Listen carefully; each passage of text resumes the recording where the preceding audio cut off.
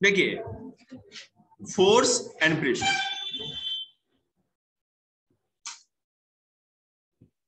आप ये समझ लो कि हमारे अर्थ पर, हम अर्थ की बात करेंगे, बाहर की तो फिर कोई बात नहीं, बिना फोर्स के हर चीज पे कोई ना कोई तरह का फोर्स अप्लाई हो रहा है, ठीक है। हमारे सर के साथ ये जो बाल लगे हैं, आपके सर के साथ जो बाल लगे हैं, ये भी एक ना एक तरह का फोर्स का ही कमाल। आप यहाँ कुर्सी पे बैठे हो और हवा में उड़ नहीं रहे, ये भी तो एक फोर्स ही, ग्रेविटेशनल फोर्स के कारण। तो फोर्स मतलब हम आसपास में जो भी चीजें देखते हैं हर जगह फोर्स है। ये एयर जिसमें हम सांस ले रहे हैं, हमारे आसपास बह रही है, हमारे आसपास, वो क्यों है? क्योंकि जो अर्थ का ग्रेविटेशनल फोर्स या गुरुत्वाकर्षण शक्ति है, उसको अर्थ के साथ पकड़ के रखती है। तो हर जगह फोर्स होता है, फोर्स के साथ साथ प्रेशर भी है। केवल एक तरफा फोर्स लगेगा तो चीजें अनबैलेंस हो जाएंगी। आपकी साइकिल अगर या बाइक सड़क पर चल रही है, ठीक है, तो हवा में इसलिए नहीं उड़ रही क्योंकि ग्रेविटेशन फोर्स है, वो मतलब एक्सेलरेशन होता है जी। साइंस का, फिजिक्स का जवाब फिजिक्स में है कि नहीं भाई लक्ष्मी? मतलब करें कभी कभी वो हवा में उड़ा देते हैं बाइक को, तो भैया एक्सेलरेशन कर दिए, एक्सेलरेट। तो आप ये सोचते हो कि अर्थ की, जैसे हम जब शुरू में पढ़ते हैं तो साइंस ये पढ़ा है कि अर्थ की ग्रेविटी के कारण आपकी बाइक या साइकिल अर्थ पे चल रही है। लेकिन आप ये भी याद रखिएगा, आपके साइकिल या जो बाइक का जो टायर है या जो पूरा साइकिल या बाइक है, वो भी अर्थ को अपनी ओर खींच रही है। वो भी अपनी ग्रेविटी अर्थ पर या उस जमीन पर, सड़क पे लगा रही है, तभी वो उस पे चल पा रही है। हवा में उड़ इसलिए नहीं रही है क्योंकि अर्थ की ग्रेविटी लगी है। और अगर बाइक कोई भी तरह का फोर्स नहीं लगा है तो पता है क्या है, वो बिल्कुल जाके क्रश हो जाएगी जमीन में। एक तरफा फोर्स होगा तो क्रश हो जाएगा ना, बिल्कुल खत्म। अंदर चली जाए या नहीं भी जाएगी तो उसे कोलाइड हो जाएगी और एकदम क्रश होके चूर चूर हो जाएगी। इसके अंदर ये मार्कर इसलिए है ना, क्योंकि मार्कर इस डब्बे को टेबल ने खींच रखा है। टेबल को फर्श ने, और फर्श ग्रेविटी के कारण अर्थ के साथ टिकी हुई है। लेकिन साथ ही साथ ये जो छोटा सा मार्कर है ना, इसने इस पेन होल्डर को, या brush holder, sorry brush holder ही है, पेन होल्डर बना दिया इसको, ठीक है। ये जो मार्कर हमारा है, इसने इस पेन होल्डर को अपनी तरफ खींच रखा है, नहीं तो ये इसमें जाकर के टूट जाता। ये भी खींच रही है जी। हमारे सर पे जो बाल हैं, ये हमारी स्कल को ऊपर की ओर खींचती है और स्कल इसको नीचे की ओर खींचता है। मतलब यूनिवर्सल लॉ ऑफ ग्रेविटेशन, लक्ष्य सुनना, यूनिवर्सल लॉ ऑफ ग्रेविटेशन जो अभी आपको ग्रेविटेशन पढ़ाया जाएगा, वो ये है कि हमारे इस अर्थ पर, हम अर्थ की बात कर रहे हैं, कोई ऐसी चीज नहीं जो एक दूसरे पे फोर्स या ग्रेविटी नहीं लगाती। आप फोर्स समझ सकते हैं, हर एक चीज दूसरे पे ग्रेविटी लगाती है और तभी जाके कोई चीज का बैलेंस बनता है। ऐसा मत सोचिएगा कि केवल धरती ही हमको नीचे की ओर खींचती है तभी हम लोग टिके हुए हैं। जैसे आप लोग को मोशन में पढ़ाया था हमने, हर चीज धरती को भी ऊपर खींचती है तभी वो धरती के ऊपर टिकी हुई है। समझ रहे हैं? और जैसा कि अब आप लोग बड़े क्लास में हैं, तो कोई आदमी को जब अगर आप ये कॉन्सेप्ट बोलते हो तो आपके अंदर ये क्षमता भी होनी चाहिए कि उसको कन्विंस कर देना। आप उसको समझाओ भी कि हमने ये जो बात कही है कैसे प्रूव्ड है। कोई एग्जांपल दीजिए, आप कोई भी एग्जांपल दे सकते हैं। चलिए आगे चलते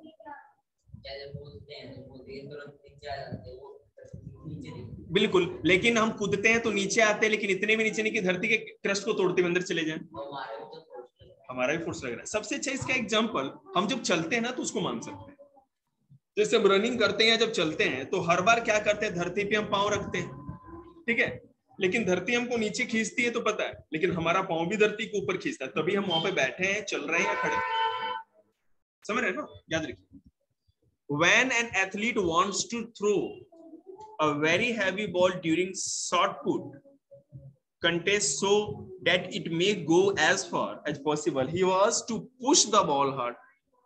ज्यादा तेजी से जो गोला फेंकते हैं, इस तरह लोहे का गोला होता है वो फेंकते हैं, तो ज्यादा तेजी से उसको फोर्स देना पड़ता है, करते हैं ना, पुश करते हैं, धकेलते हैं. We say that the athlete applies a large force to the ball to make it move through a large distance. जितना ज्यादा एथलीट वो फोर्स लगाएगा, ताकत लगाएगा, वो बॉल उतनी ही दूर जाएगी. अब हमारे हाथ में आ जाए तो हम तो भैया नीचे ही रख देंगे, लेकिन खली के हाथ में आ जाए तो फेंकेगा तो क्या कहते हैं, दुखीराम के समोसे की दुकान उड़ाते. मतलब ताकत की बात है. अब वो एक एप्पल का पूरा पेड़ का पूरा एप्पल खा सकता है, हमसे एक कटोरी भी नहीं समझती. तो यही बात है ना, है? हर चीज सुनने पे नहीं, अनुमानों के आईनों पे भी सब कुछ होता है जी. अरे पोलियो मारा हुआ पेड़ है जिसमें 10-15 फली लगती हो. फोर्स, अ पुश और अ पुल. फोर्स होता क्या है? नहीं, एक बीमारी भी होती है, मैं आपको बता रहा हूँ. ठीक है लर्न कर लो. आप फिर से पूछिए, समझे नहीं. कोई भी खाना है वो चूरमा खा लिया, दोपहर में दोबारा बना के खा लिया, शाम को दोबारा खा लिया, ऐसे खाते हैं. तो आप ये पूछ रहे हो कि आपके डाइजेशन लेवल पे, आपके हेल्थ पर, या आपके साइकोलॉजिकल लेवल पे क्या इम्पैक्ट पड़ेगा? हेल्थ पर. ठीक है, देखिए एक बीमारी होती है, उसका एग्जैक्ट नाम याद नहीं. आपने देखा होगा कभी कभी क्या होता है, कोई लोग है ना, वो खाते जाएंगे, उनको पता ही नहीं कि कब रुकना है.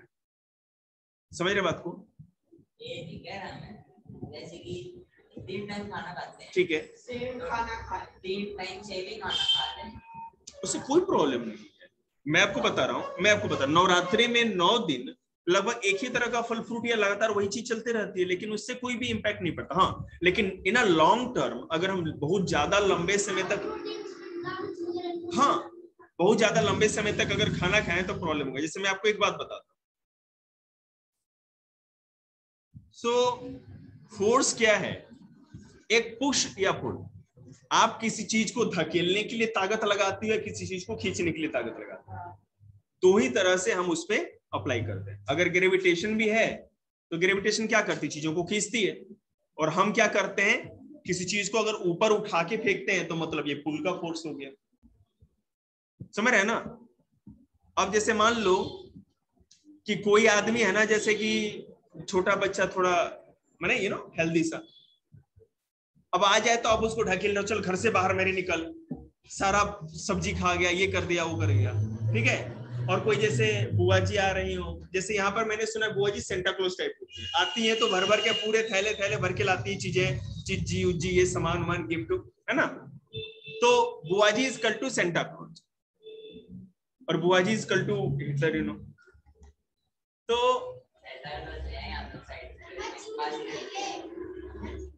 मैचिंग का क्वेश्चन राइट डाउन कर लीजिए आप. उसमें क्या होता है, तो अगर आप धकेल रहे हो तो पुश कर रहे हो, और वो नहीं बुआ जी आप नहीं जा सकते, आपके जैसा तो कोई नहीं, मतलब ये पुल फोर्स. अब अगर हम पुश और पुल बताते ना तो आपका दिमाग उसको कैच नहीं करता, लेकिन बुआ जी मतलब समझ गया और मोटू बच्चा समझ गया. Force are used in our daily action like pushing, pulling, lifting, stretching, twisting and pressing.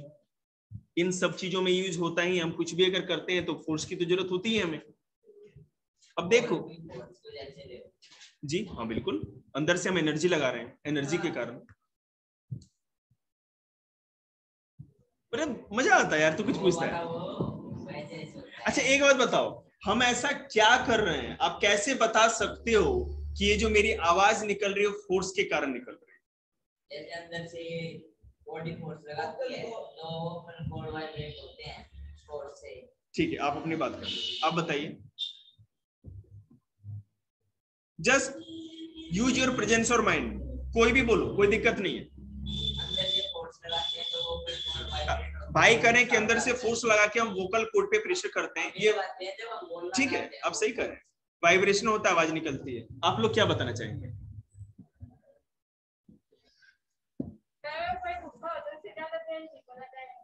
हाँ मतलब जो भूखा आदमी हो कम फोर्स लगाएगा, मतलब धीरे आवाज निकलेगी, सिंपल सी बात। बोलिए। नहीं उन्होंने तो बोल दिया अपनी बात, आप भी तो समझाइए कुछ। साउंड पढ़ा है भाई, और ऐसा नहीं है कि कोई मैंने कम चलाऊं, पढ़ा है, अच्छे से पढ़ा है आप लोग रिकॉर्डिंग के साथ। रिकॉर्डिंग बिल्कुल रिकॉर्डिंग। हम जब, मेरी बात सुनिए, आपने बिल्कुल अच्छा बोला, इसीलिए तो मतलब भाई जो भी है सुनते रहिए अपना। अंदर जब हम बोलते हैं ना तो क्या होता है जी, कर लेंगे या चिक्की की टंट जाएगी?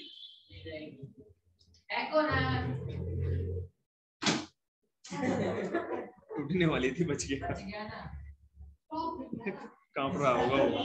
चलिए ठीक है, देखिएगा हम जब ये बोलते समय फोर्स किस तरह लगता है, जब हम है ना एक्सहेल करते हैं, जो हवा भी हम अंदर से जो सांस लेते हैं, अंदर की जितनी भी हवा हमारे बॉडी के अंदर होती है लंग्स के थ्रू हवा भी वो वोकल कॉर्ड को जाके चोट मारती है। हम जितना तेज बोलेंगे मतलब उतना ही तेज एक्सहेल कर रहे हैं, सांस को बाहर भी छोड़ रहे हैं। तो जो अंदर की जल्दी सांस निकल जाती है, और आप जैसे ज्यादा तेज बोलोगे तो हांफने लगते हैं कि नहीं हमको, क्योंकि ज्यादा सांस हमारी बाहर, तेजी से हवा बाहर जाती है। समझ रहे हैं? ज्यादा तेज बोलने का मतलब हम इस एयर को ज्यादा प्रेशर के साथ, ज्यादा फोर्स के साथ वोकल कॉर्ड पे चोट मारते हैं अंदर से, इसलिए ये जी थकता नहीं है पूछ रहे हैं। हाँ ऐसे बहुत सारे हैं, और कौन सा हम लोग 24 घंटे बोलते रहते हैं। बिल्कुल, मेरी मम्मी भी बचपन में बोलती थी, नहीं मेरा भी रिकॉर्ड तोड़ सकता है। चलिए ठीक है, देखेंगे इन interaction each object act in such a way as to have an effect on the other object. In most simple words, interaction means to act on each other. Interaction मतलब एक दूसरे पर एक्शन, कोई चीज आपको खींच रही है, आप उसको खींच रहे हो, इसी को इंटरेक्शन कहेंगे। इंटरेक्शन इस तरह भी होता है, अब जब आप मेरे सामने आओगे तभी मैं आपसे इंटरेक्शन कर पाऊंगा, इंटरेक्ट कर पाऊंगा। आप मेरी बात सुनोगे, मैं आपकी बात बिल्कुल नहीं सुनूंगा, है ना। Force is due to interaction, ठीक है। अब ये जो फोर्स होता है वो इंटरेक्शन के कारण भी होता है। अब कैसे होता है देखिए, N interaction of one object with another object result in a force between the two objects. In other words, a force arises due to the interaction between two objects. जब कोई दो ऑब्जेक्ट, दो चीजें एक दूसरे के इंटरेक्शन में आती है, मतलब कांटेक्ट में आती हैं, तो फोर्स को इंक्रीज करती हैं। मैं आपको एग्जांपल देके समझाऊंगा, चिंता नहीं। At least two objects must interact with each other for a force to come into play. कहने का मतलब ये बोतल इस पे रखी हुई है, इसका मतलब इस पे अर्थ की ग्रेविटी और बोतल की ग्रेविटी अर्थ पर, ये दोनों लगी है। टेबल के, हाँ मतलब टेबल के थ्रू, बिल्कुल सही। टेबल कहीं रखते हैं, टेबल की ग्रेविटी बोतल पे, बोतल की ग्रेविटी टेबल पे। अब अगर इस पे किसी की ग्रेविटी लगाए ही, चलो ठीक है, ये चीज पड़ी हुई है, ये फोर्स तो लग रहा है, मतलब ये स्टेबल है इनर्शिया में, जड़त्व, मतलब जब तक अब आप इस पे कोई बाहरी फोर्स नहीं लगाओगे ये अपने पोजीशन को बनाए रखेगी। Due to which law of Newton भैया, कोई चीज अपनी पोजीशन को इनर्शिया में बनाए रखना चाहती है जब तक उस पे एक्सटर्नल फोर्स ना लगे। विच लॉ ऑफ न्यूटन, ठीक है, गुड। तो न्यूटन का पहला लॉ क्या कहता है कि कोई भी चीज तब तक अपनी उसी पोजीशन को बनाए रखना चाहिए, हमारी में भी है, तब तक हम आउटर फोर्स नहीं लगाएंगे, एक्सटर्नल फोर्स, ठीक है जी। वही हमारी में भी है, सब कुछ मिलेगा आपको, है ना। न्यूटन का लॉ आप लोग को पढ़ना है। अब चिंता काहे करते हैं इतना, यहां से आएगी आवाज। तो ये बात तो क्लियर है कि जब तक कोई फोर्स नहीं लगे तब तक, माने जब तक दो चीजें कांटेक्ट में नहीं आएंगे तब तक कोई फोर्स नहीं लगेगा। ठीक है, अगर आप बैठे हुए हैं मतलब कोई फोर्स ही नहीं है। आप अगर धरती पे बैठे हो अर्थ पर, तो अर्थ की ग्रेविटी लग रही है, आप उसके दोनों के कांटेक्ट में है ना, तभी तो हो रहा है। बिल्कुल, आपका धरती पे, धरती का आप पर, तभी एक बैलेंस बना है, मतलब दोनों का फोर्स लग रहा है। समझ में आ रहा है? नहीं आएगा तो 20 बार पूछिए। जो कम बोलते हैं ना वो ऑब्जर्व कर लो, ठीक है? आप भी सीखिए इस बात। मैं तुम्हें देख लूंगा, रखो। इसकी चिंता ना करो, ये बस बैठ जाए बेटे, कहाँ जाएगा, ज्यादा दूर मत जा। In other words, a force arises due to the interaction between two objects. At least, ओ भाई चुप रहो यार, तुम लोग तो ध्यान दो इधर, उसको छोड़ो, मेरे पे चिंता छोड़ो। At least two objects must interact with each other for a force to come into play. If there is no interaction between them, two objects, no force can show its effect. आप अगर car के सामने खड़े हो तो car भी खड़ी है और आप भी खड़े हो, लेकिन जैसे ही कार पे आपने अपने चमकीले डोलों की ताकत लगाई तो कार आगे बढ़ जाएगी, क्योंकि आपने इंटरेक्ट किया, तभी तो फोर्स लगेगा। जब तक आप दूर हैं तब तक कोई भी इंटरेक्शन में फोर्स अप्लाई नहीं। समझ रहे हैं आप लोग? एक्सटर्नल फोर्स, हाँ, मतलब कि इंटरेक्शन हुआ, दो चीजें कांटेक्ट में आई, कार के साथ आपने ताकत लग, मैंने कार के पास आए तभी तो, ऐसा तो नहीं है ना कि खींच लिया, रिवर्स फूंक दिया, कार आगे बढ़ गई, ऐसा तो नहीं हो सकता ना। ऐसा एक बात बताओ, अब जैसे ना उज्जैन में जी ऐसे पत्नी निकल सकती है, किस तरह से? ऐसे का तो बेटा अब शक्तिमान टैलेंट हम लोग नहीं क्या है वो यार, पता नहीं, अंधविश्वास है यार, जो चीज साइंस प्रूव नहीं करते। हम लोग साइंस पढ़ते समय ना इस तरह की, बाद में बात करेंगे, टाइम कम है। जो चीजें साइंस प्रूव नहीं कर सकती ना, तो उसको अब एक तरह से मिरेकल कर सकते हैं, और मिरेकल अब है या नहीं है मेरे तो जानते नहीं कैसे। पता पापा की, तो पापा साक्षात चमत्कार के प्रमाण है। तो निकली पथरी किसकी निकली है? तो बस वही कहना, साक्षात चमत्कार के प्रमाण है। कमाल हो गया यार, अरे निकल गई ना पथरी, मैं मान गया चमत्कार, कलेश कटा है कि नहीं? गुड, कोई नहीं, उसी बाबा के चेले बन जाते हैं हम लोग, ज्यादा कमाई है। थोड़ा कीप क्वाइट, कभी ना बने उसके चेले, और क्या फायदा उसको। चले आगे देखते हैं। Force has magnitude as well as direction. आपके सामने साल भर पुराना पीना है तो काहे इतना बोलते हो? बोतल लेके जाओ तुम्हारा, तो यहाँ से जाओ ना, पढ़ा रहे हैं, दिमाग मत खाओ।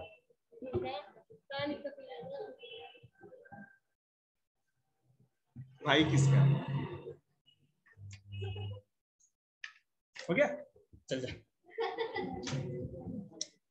मत हंस बेटे, तेरा जुकाम ठीक होना है, आज एक पाइप लगेगा। Force has magnitude as well as direction. अब देखो ध्यान देना, जो फोर्स होता है उसमें मैग्नीट्यूड भी होता है और डायरेक्शन। अब ये मैग्नीट्यूड क्या है और डायरेक्शन क्या है? अगर इस पे मैं फोर्स लगाऊंगा, आगे बढ़ा, तो जिस डायरेक्शन में फोर्स लगाएंगे, या तो पुश और नहीं तो पुल, जिस भी डायरेक्शन में फोर्स लगाया जाएगा आपको रिजल्ट उसी डायरेक्शन में दिखेगा। ठीक है, तो कितना मैग्नीट्यूड, मतलब कि यहां से वहां पहुंचाया गया, ये कितना फोर्स रहा, कितना ज्यादा मात्रा हुआ, और डायरेक्शन मतलब जिस जो डायरेक्शन में जा रहा है, अगर ईस्ट में लगा रहे हैं तो ईस्ट में, टुवर्ड्स निशान तो टुवर्ड्स निशान, और टुवर्ड्स माता रानी तो टुवर्ड्स माता रानी, है कि नहीं? फिर मैं आपको समझाता हूं। अगर मान लीजिए कि कोई बहुत हैवी बॉक्स है, बक्सा जो भी बॉक्स होता है, उसमें क्या हो,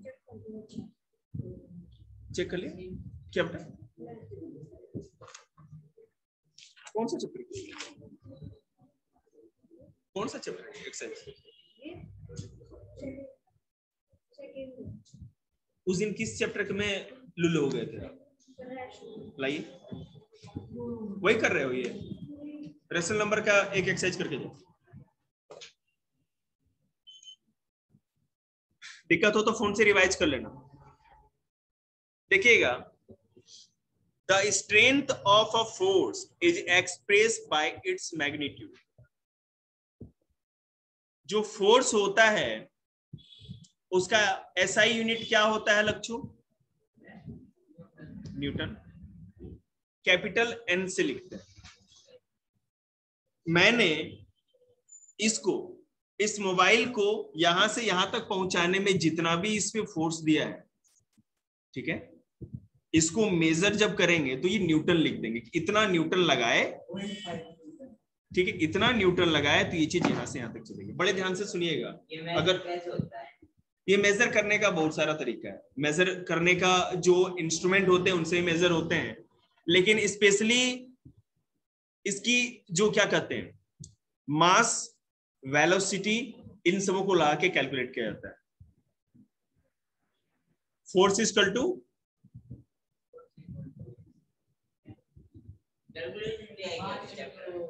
कराएंगे आप लोगों को पूरा न्यूमेरिकल्स कराएंगे। हाँ बेटा, मास इंटू एक्सेलरेशन, बिल्कुल। तो इसमें फॉर्मूला लगा के हम लोग करते हैं जिस तरह से, और जैसा कि आपको पता है अभी इंस्ट्रूमेंट भी आ गए, डिजिटल इंस्ट्रूमेंट है, आपको पता चल जाएगा कि कितना फोर्स आपने किस चीज पे अप्लाई किया, उसे भी पता चल जाएगा। लेकिन चिंता मत करिए, आप लोगों को बिल्कुल प्रैक्टिकल करने का मौका देंगे, थ्योरी ही करना होगा, कैलकुलेशन करवाएंगे। थ्योरी मतलब कि हम मशीन लाके नहीं दिखाएंगे, मैंने प्रैक्टिकल में मशीन नहीं लाएंगे। हाँ, बजट कम है, छोटा बजट है। 350 करोड़ का इंडिया का रिलीजियस बजट है, मतलब कि धर्म के नाम पे हम लोग चढ़ावा उढ़ावा जैसे भी हो, जो भी हो देते हैं। 3.5 लाख करोड़ का, ठीक है, ध्यान से सुनिए। और हमारा एजुकेशन बजट जो है वो 3.25 या 27 के अप्रोक्स, मतलब उससे कम ही पूरे कंट्री का एजुकेशन बजट एनुअल, सालाना बता रहे। देश की बात करें 3.25 लाख करोड़। अभी एक बात और बता दें आप लोगों को, अभी कल कराएंगे चैप्टर, वैसे भी 2-3 मिनट है। अरे रुक जाइए, मैंने कहा लॉन्च हो जाएंगे क्या है बेटे? बेटा मैं ये कर रहा था, हो गया बेटा? गुड गर्ल, जाओ अपना ही घर समझो। अभी चाइना का एक रियल एस्टेट कंपनी है, चाइना की एक रियल एस्टेट कंपनी है। रियल एस्टेट मतलब बेटा जो बिल्डिंग विल्डिंग बनाते हैं, उसका नाम एग्जैक्ट याद है।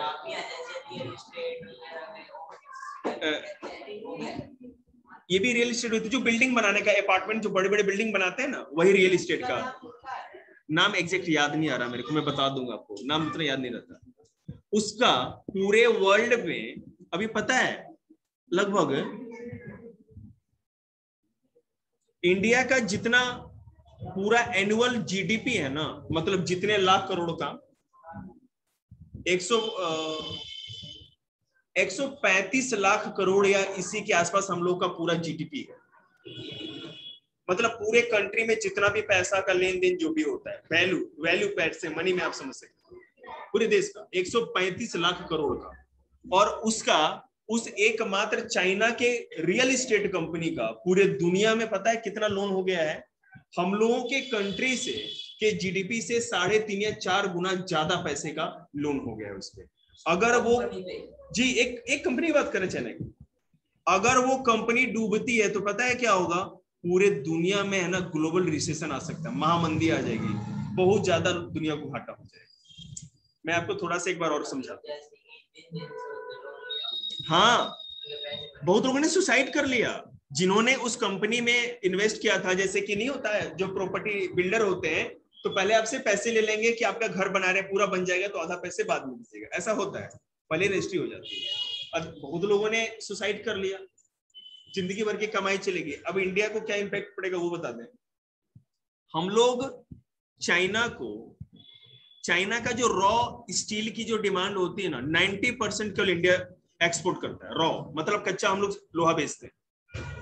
साथ ही साथ जो कंस्ट्रक्शन मटेरियल में जो लोहा यूज होता है उसका भी बहुत बड़ा हिस्सा इंडिया से ही सप्लाई होती है। अगर वो कंपनी डूब जाती है तो आप सोच भी नहीं सकते कि हमारा पूरा का पूरा जो इतना बड़ा एक्सपोर्ट मार्केट है आयरन का, वो बिल्कुल कोलैप्स कर जाएगा बहुत ज्यादा। और फोर्स लॉ एंड मोशन से, क्योंकि 2 मिनट था तो मैंने सोचा एक चुटकुला सुना दूं। ठीक है, टेस्ट दे दीजिए आप लोग।